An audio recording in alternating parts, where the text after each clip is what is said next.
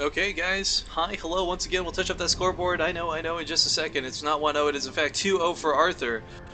But getting into this is potentially the last game of the day for the finals of the ZOTAC Cup. This is Rifkin upcasting with Nova. And spawning in the lower left corner of the map. Currently, and most recently teamless, it is our yellow protest player. It is Arthur. And in the top right, playing for my insanity, it's going to be our red Protoss player, Stardust.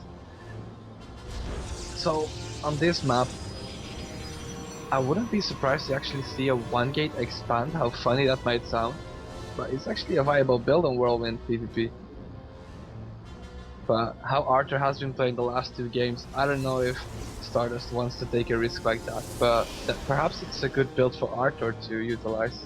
I don't know. I don't know what Arthur's, what he feels his best matchup is, but I'm pretty sure if I were to go back and comb through every replay I've cast of Arthur in the past 3 months, he's got to have close to a 100% win rate PvP. And the best thing about it is we watch his control. He's not going DT. He's not doing cannon rushes. He's legitimately just very good with his micro and his warp-in timings, and that's what I love about Protoss battles. A lot of it is micro fighting. Most other fights, it's like, okay, yeah, you spread your Marines versus Banelings, but that's the extent of the micro. Hit stim and, rock and roll. Protoss, it's very important you watch your shield count. You start walking the Stalkers away early. Make sure the Mothership Core isn't too far forward, or the Void Rays. Little tiny things are so essential in this matchup. In other mirror matchups, it's not whatever. Yeah, but also in the fight between Arthur and Stardust last game, it's like I liked Stardust build a lot, but should he have abandoned the natural, you think? I kind of think he should have cancelled it, because it was still building when the pylon was thrown down. Like, that was a very much, I'm going to attack you. Yeah, but first it looks like, well, if you can shut it down, and he did kind of shut it down, but then yeah, it's a tough call to make.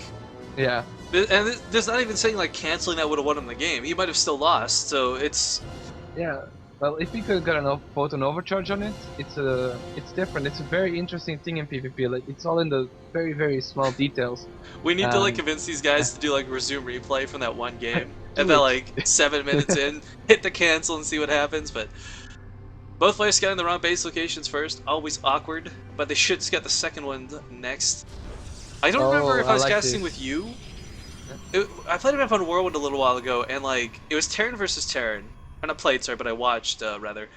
And a Reaper was going around scouting, but was scouting on the wrong bases. But it was scouting on the wrong bases 2 seconds before the SCV would scout the wrong bases from the opponent. So, by the time he had actually reached all 4 corners of the map, he had still not confirmed the location of his opponent, because the Reaper would pick it off at the natural. The timing of it was just so coincidental and terrible. Oh no, I don't think he was together with me. Whirlwind has, the funniest scouts. That's just what it comes down to. Cool story, Rifkin, I know. It's a cool fact.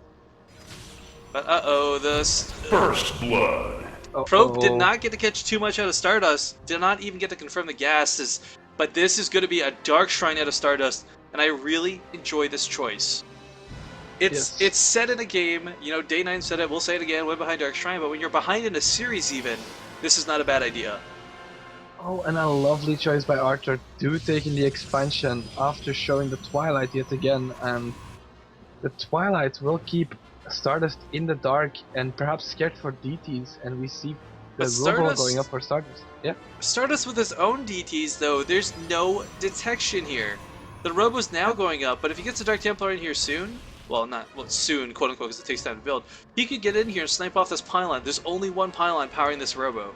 And if he cuts that, actually, he's not even going to have a pylon in place, so never mind. If Stardust had managed to get a proxy pylon very close to the base, he could warp in and just beeline it. But of course, the big threat is Stalker. oh, the Stalker is going to find proxy. this. And he's not moving the probe away, so if he goes to the probe first, there we go, then it's going to be hard. He's going to have to move out another probe if he really wants to. Here's what's really scary about this, actually. Arthur, with these sentries on hold position, a Dark Templar will have to attack them, and if he attacks them and gives away that the Dark Templar's there, they're just going to throw down the force field. There's actually no effective way for Stardust to get it up into the base right now. This one Dark Templar is coming out, but we're about to see... Will Rifkin's predictions be true? And force field. What? There we go.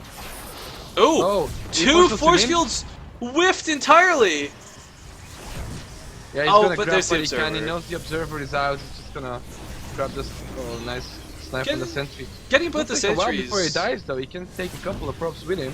Yeah, getting the sentries on these probes, this one Dark Templar is worthwhile. But Arthur cannot, or sorry, Stardust cannot afford to invest in more. No. He can still use them for defensive purposes if he snipes his opponent's observer. Or for late game, or just for Archons. Using it for Archons is never a bad thing.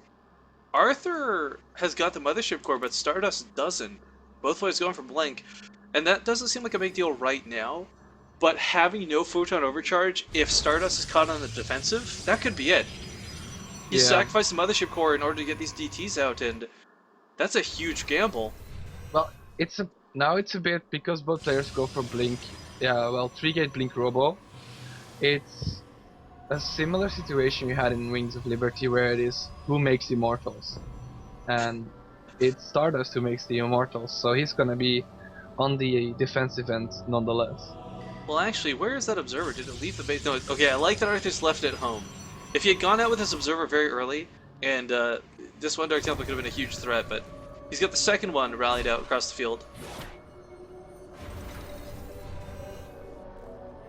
Yeah, I do think it's nice to keep the threat of the DTs there, because it will force cannons, more observers. Just have some one on the units left field. behind. Yeah. But will Arthur perhaps think about it? I thought he was perhaps thinking about taking a fast third, which would be absolutely crazy, but it's actually viable on because it's cross position whirlwind.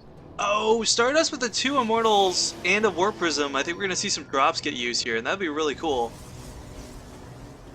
But of course, the big risk... Blink. It's really, really risky, but... Well, it's risky, but all the units are across the field. So it's twofold risky, because if he leaves the base at the wrong time with his Immortals, he won't have anything to defend with. And if he comes back home, he runs the risk of having Arthur blink underneath him and pick off that Warp Prism. Yeah, but also... Did you see the maneuvering of Arthur? He was dodging the Zalnaga watchtower. Yeah, he went all the way through the southern part of the map and came north. He's got the pylon going down. The Observer was picked off, though. We have a Photon Overcharge in just a moment. There we go. And the 3 Immortals are going to be huge. 3 Immortals, one-shot Stalkers, guys, if you do not know this. Oh no, the force fields. Oh, but he can pick up. He can pick up. He picks both of the Immortals up. Photon Overcharge is thrown down, and now Arthur is going to be forced to back up. Yeah, cool maneuvering, but he did lose an Immortal. He's gonna lose another one. Oh, another Immortal goes down. 2 remaining probes are being pulled. The Photon Overcharge is not doing the damage it wants to. 1 single Immortal left, and he doesn't have the Stalker count to deal with this. Stardust with some really great Blink Micro, but isn't going to be enough. He picks up the Immortal to try and dodge out some of this damage, but he's got to fight in the Overcharge. He just needs to step back like 2 feet. I don't know why Stardust is fighting outside of his Overcharge. Yeah, it's a bit unfortunate, but... Oh, he kept the Immortal alive! He keeps it alive again! But now it finally does go down. Yeah, some cool play by Stardust, but it's not enough. I'm afraid Archer will finish this off with the superior Stalker count. Yeah, it's not. He won't give this away. You know, it's really not often we get a 3-0 sweep in the ZOTAC Cup, but Arthur, man, what a beast! He may not have a team right now, but... Hold on. Never mind, he had an Observer. He can add to his resume that he just beat the DreamHack champion in a PvP, so... Not too shabby, not too shabby. The Immortal does go down, still trying to do what he can. Stardust sticking in here, but he's down half the workers of his opponent. Arthur could just keep warping in.